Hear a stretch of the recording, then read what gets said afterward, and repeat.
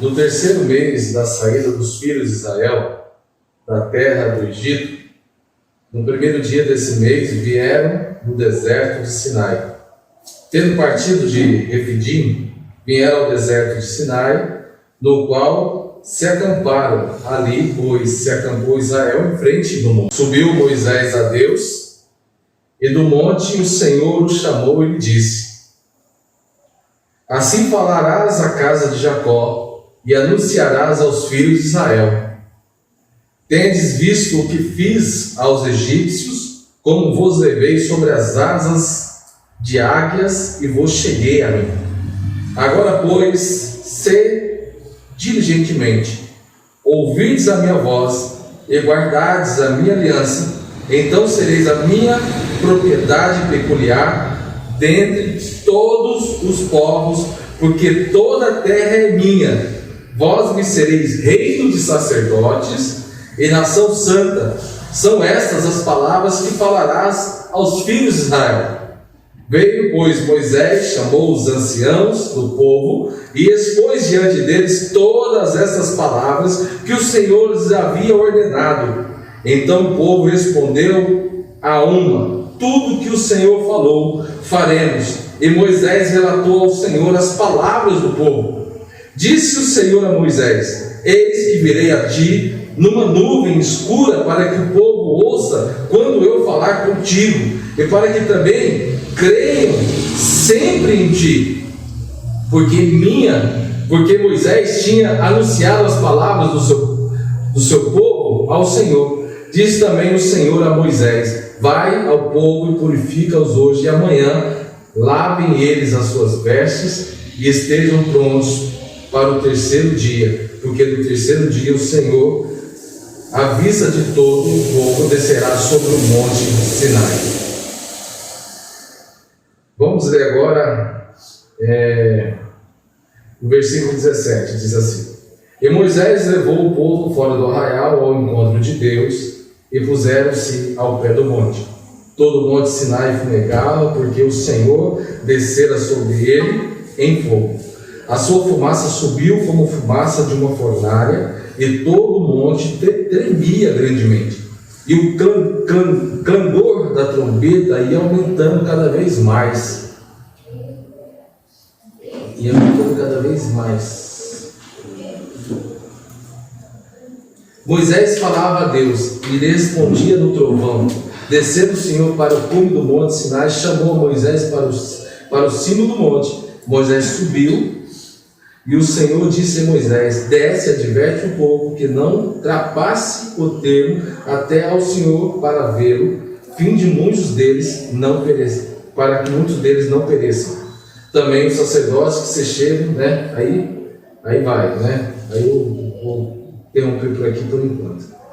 Bom, primeira coisa que a gente vai meditar um pouco nessa palavra, eu gostaria de trazer para vocês algo objetivo da parte de Deus.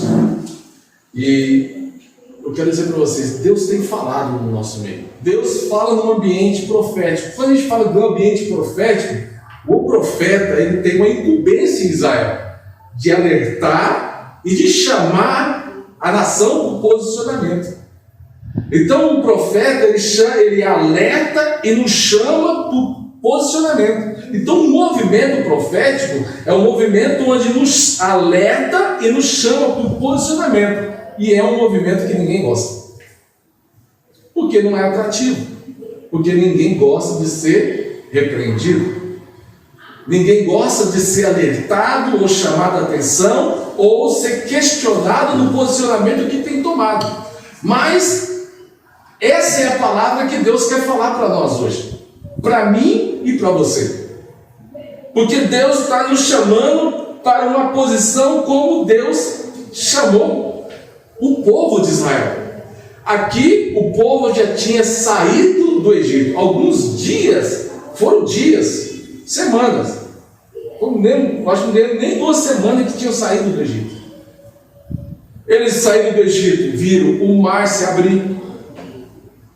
Eles saíram do Egito, eles viram a água amarga se tornar água doce, potável. Saíram do Egito, num calor escaldante de 50 e poucos graus no deserto, eles andavam debaixo de uma sombra que seguia eles.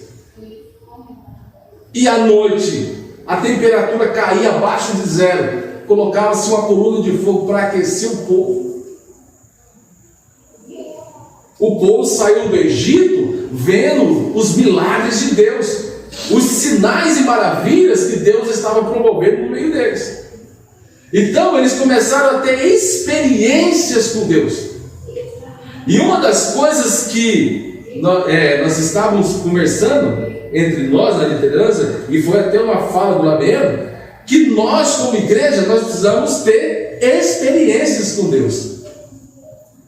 Você já parou para pensar que a gente fala muito da experiência que outros têm com Deus,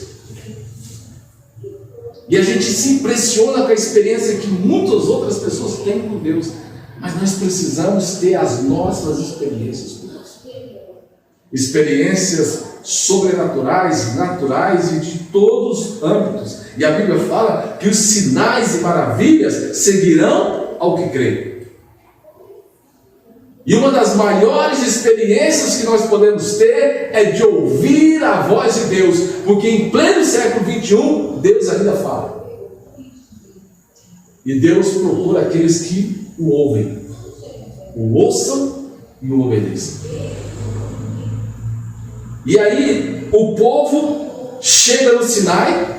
Quando chega naquele ambiente do Sinai, Deus fala para Moisés: Moisés, você vai falar com o povo, você vai preparar o povo, você vai preparar o povo, porque agora eu quero falar com esse povo, porque o povo viu as minhas maravilhas no meio deles. Agora o povo vai ter a experiência de me ouvir falar com eles. Eu vou fumegar o Monte Sinai. Vou vir com uma nuvem cinzenta no meio do povo, e no meio dessa nuvem eu vou bradar a minha voz e vou falar com o povo. E ele diz no versículo 5, dizendo assim: agora pois, se diligentemente ouvirdes a minha voz e guardardes a minha aliança, então sereis a minha propriedade peculiar dentre todos os povos, porque toda a terra é minha. Vós me sereis reino de sacerdotes. Olha só que interessante. Vós me sereis reino de sacerdotes. Sabe o que Deus está dizendo? Se vocês atentarem para a minha voz e guardarem no seu coração, vocês serão minha propriedade peculiar. Minha propriedade que eu... Pensa no seu filho. Pensa no seu filho, ali é seu. Você guardou com carinho. E Deus está ali levantando os seus filhos, a sua nação. E aí Deus fala com o povo dizendo assim: olha, eis que e vós me sereis reino de sacerdotes. Sabe o que quer dizer reino de sacerdotes? Reino de sacerdotes, o sacerdote ele tinha uma função em Israel. O sacerdote ele tinha a função de preparar o sacrifício para o povo, da purificação do povo, de preparar o ambiente da presença de Deus, para que seja derramada a misericórdia e perdão para o povo, a conexão entre o povo e Deus. O sacerdote ele era alguém que mediava a relação. E aí Deus está dizendo: agora eu quero fazer um reino de sacerdotes, eu quero fazer todos vocês de sacerdote.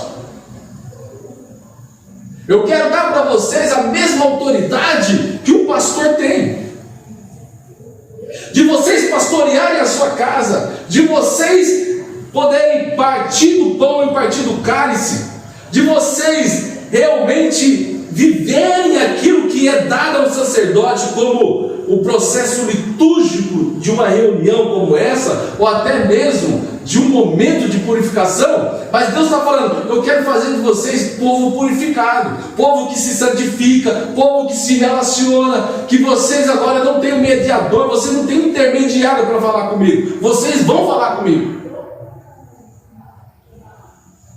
E hoje Deus fez isso conosco, porque Cristo é o mediador entre nós e Deus. E nessa mediação, Cristo nos achegou chegou a Deus nos fazendo sacerdotes universais. Hoje todo mundo pode ministrar alguma coisa. Hoje você pode dobrar o joelho e falar com Deus. Você não precisa de algum sacerdote orar por você. Hoje você pode pregar para alguém, e se a pessoa arrepender, você pode batizar ela. Você não precisa de um pastor para batizar ela. Quem fala isso são as religiões. A religião, ela coloca os seus dogmas e os seus conceitos. Isso aí é do homem, mas isso não é de Deus. Esse negócio imposto pelas religiões é da religião. Não venha falar que Deus está no negócio, que Deus não está nesse negócio, porque Deus quer levantar o reino de sacerdotes, quer dar o quê? Condição para todos de relação, de relacionamento. Agora Deus levanta os seus profetas. Deus levanta os seus homens e mulheres que vão direcionar o seu povo para coordenar o seu rebanho, para que esse rebanho agora eles possam o quê? Exercer o seu sacerdócio. Olha só, são os facilitadores. Então você olha para a igreja hoje, você tem que olhar para a figura de um pastor como um facilitador. Essa é a figura, é esse meu papel aqui. Ensinar você a interpretar as escrituras como ela é. Ensinar você a viver a sua vida espiritual e alertar você, a chamar você para o seu posicionamento. Porque Deus está levantando uma nação de sacerdotes. Mas aí Deus fala com Moisés, e Moisés reúne o povo, e aí quando o povo vê aquela nuvem, e a voz bradando no meio do povo, quando o povo ouvem a Deus, quando eles ouvem a Deus, e logo depois Deus chama Moisés para subir no Sinai, e vai Moisés e Josué fica esperando Moisés se aproxima de Deus, e vai escrever ali as tábuas dos 10 mandamentos. Moisés fica ali 40 dias e 40 noites ali com Deus escrevendo os 10 mandamentos, falando da lei para Moisés. O povo ficou lá embaixo. Moisés subiu. E aí quando o povo ficou lá embaixo, o povo fala assim para Arão, Moisés certamente morreu na presença de Deus, e agora Arão, você tem que fazer um Deus para nós, para nos guiar. Você faz um Deus para nós, faz um bezerro de ouro aí para guiar a gente, porque a gente precisa de um Deus. Então, para o povo, quem era Deus da vida do povo?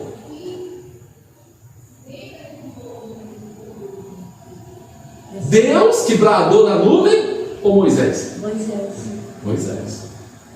Moisés era o Deus da vida do povo.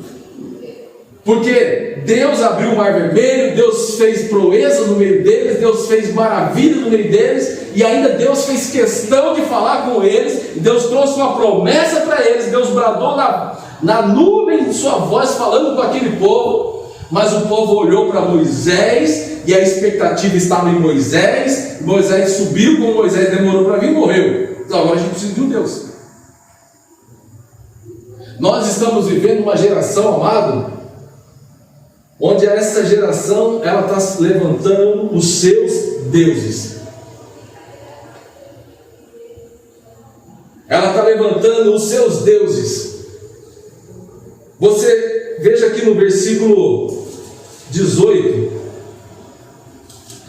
do capítulo 20. Olha assim: todo o povo presenciou os trovões e os relâmpagos, e o grandor da trombeta, e o monte fumegante. E o povo, observando, se estremeceu e ficou de longe. Disseram a Moisés: fala-nos tu e te ouviremos, porém não fale Deus conosco, para que não morramos. Respondeu Moisés ao povo: não temais, Deus veio para vos provar, e para que o seu temor esteja diante de vós, a fim de que não pequeis.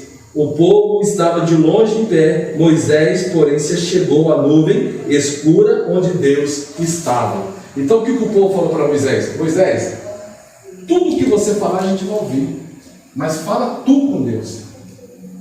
Nós não queremos se aproximar de Deus, que a gente pode morrer. pecado que a gente pode morrer.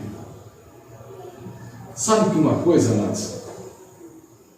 As pessoas estão levantando deuses por quê?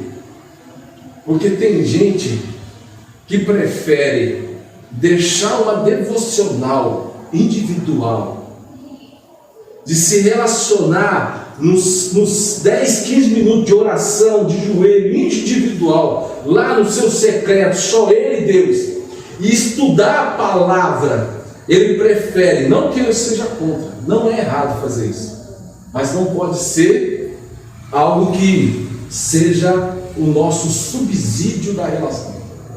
Não pode ser aquilo que vai me trazer a revelação daquilo que Deus tem para mim. Então as pessoas vão lá e vai buscar na internet, vai buscar no YouTube, vai buscar, eu gosto do pastor fulano, eu gosto do pastor fulano, e vai lá, vai ouvir o que o cara está dizendo. Mas ele não gasta tempo, porque quando ele tem dúvida, ele não vai para a Bíblia, ele vai para a internet.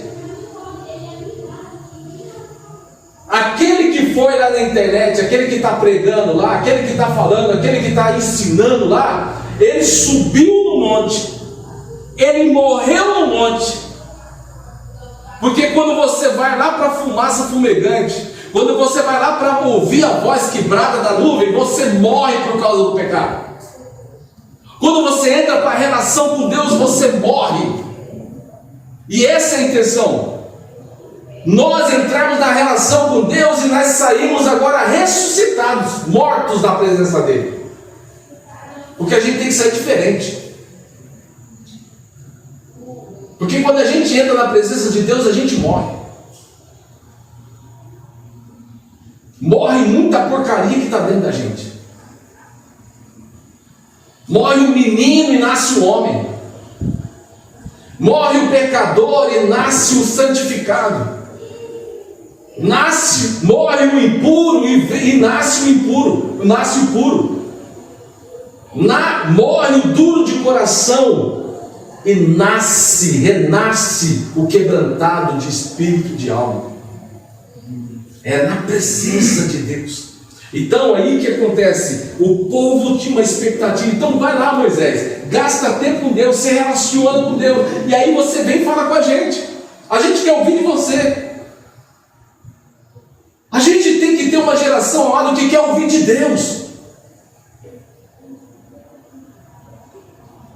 Porque quando a gente for ouvir homens de Deus que está pregando na internet ou pregando em qualquer lugar, a gente está tão acostumado de ouvir Deus que a gente vai ouvi-los e vai falar: Deus está falando através da boca desse cara. Porque na internet, amado, quando eu paro para escutar muita gente, é um monte de porcaria.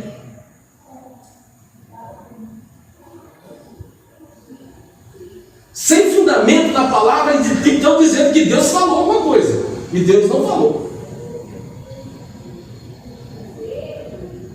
Como você sabe, Orlando? Por causa da palavra. Dessa palavra. Olha só, nós estamos vivendo a guerra do Israel com o Hamas. Essa semana foi um bombardeio nas redes sociais, falando da volta de Jesus. Levantamento do anticristo.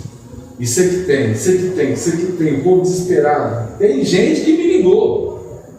Tem irmãos que me ligaram e falaram: pastor, você viu lá? Cara, não, rapaz, você viu tudo, eu tenho medo. Tu tá com medo. Nossa, tem que firmar, né, pastor? Tem que voltar para a igreja, né, pastor? Aí eu falei: irmão, olha para a Bíblia.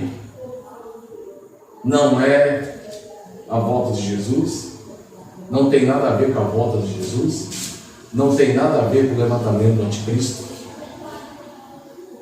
Essa não é a hora. A Bíblia falou que não é essa hora. Está na Bíblia.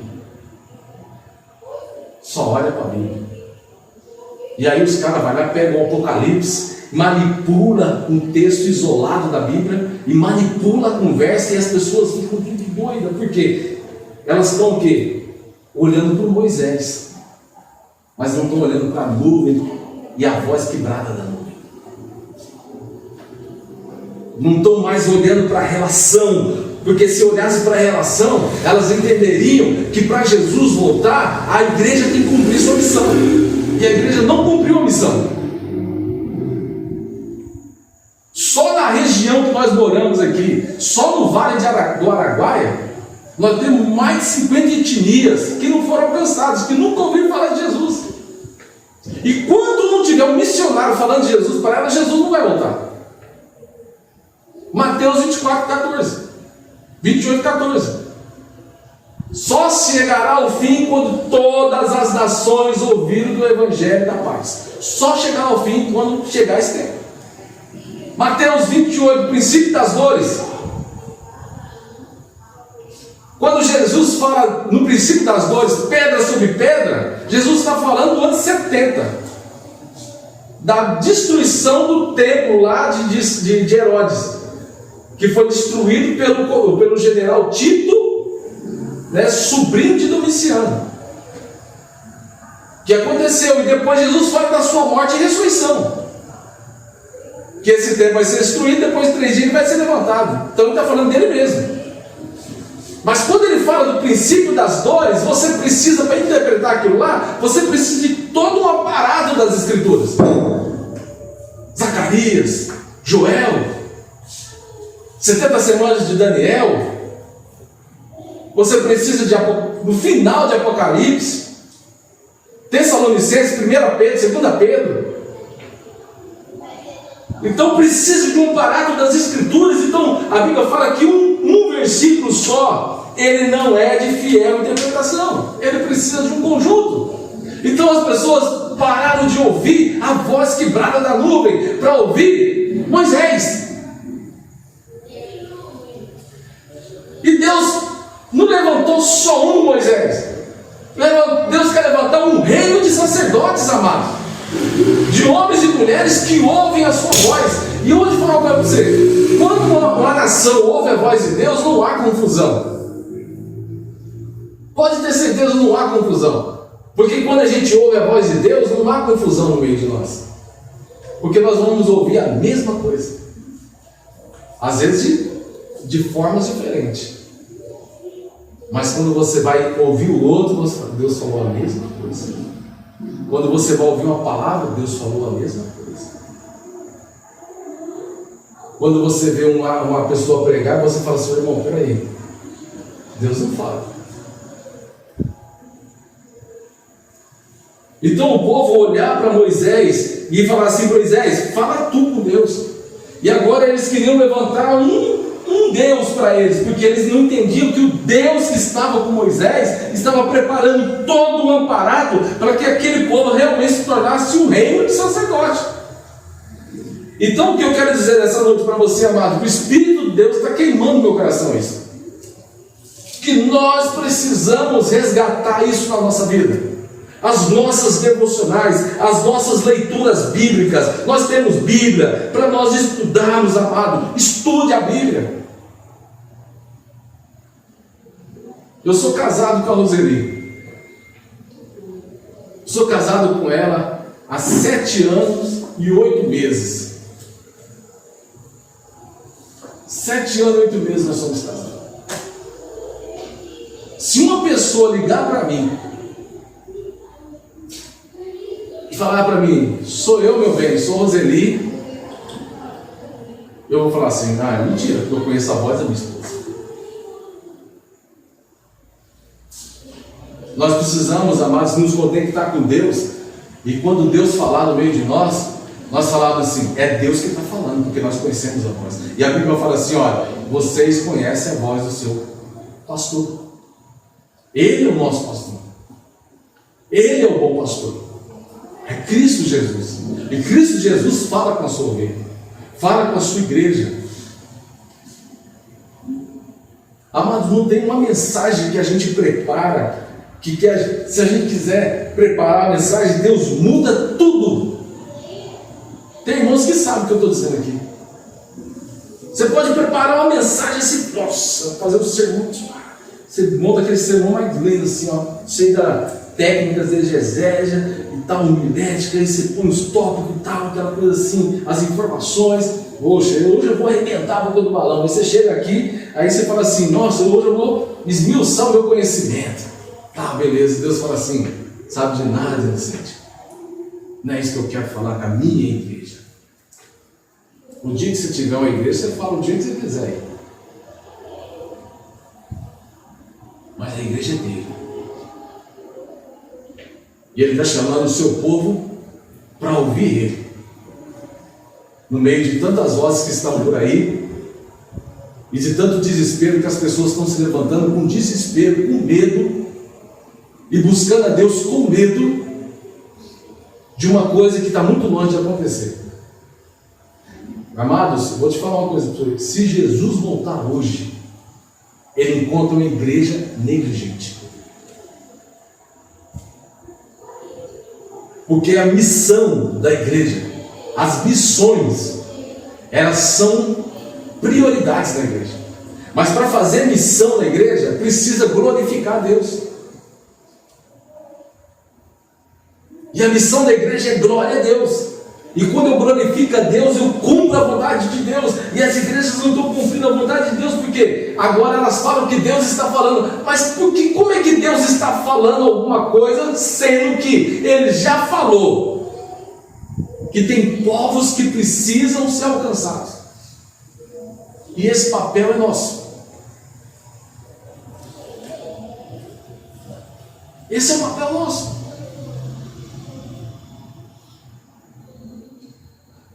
Sexta-feira recebi 2 missionárias. A irmã Sônia ficou 30 anos no Egito. Chegou agora no Brasil.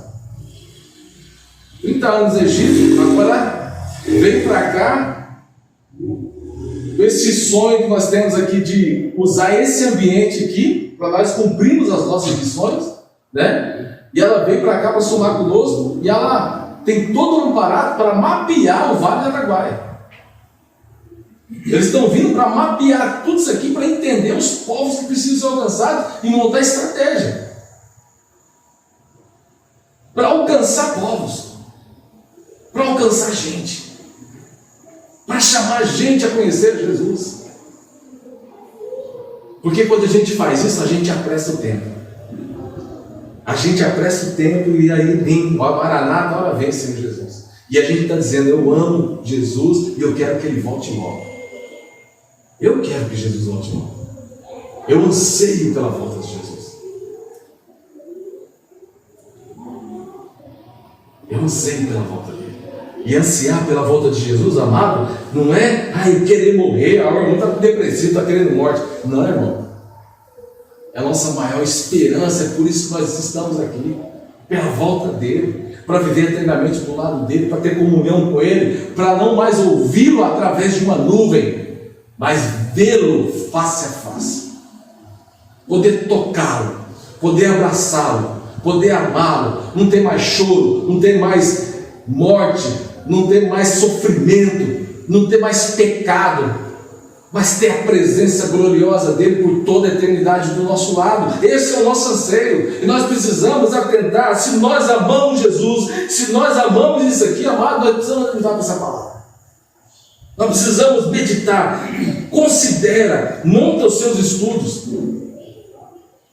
Mas a gente precisa ler a Bíblia. Então 3 capítulos por dia não rouba o seu tempo, só te enriquece.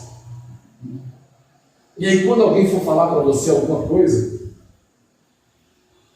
quando Jesus fala assim, olha, se vocês ouvirem alguém dizer, ele está vindo de lá, e ele estiver em cima do telhado, fique em cima do telhado. Não sai correndo do telhado para ver o que falaram lá. Não. Está lá em Mateus, o princípio das coisas. Fica lá onde você está.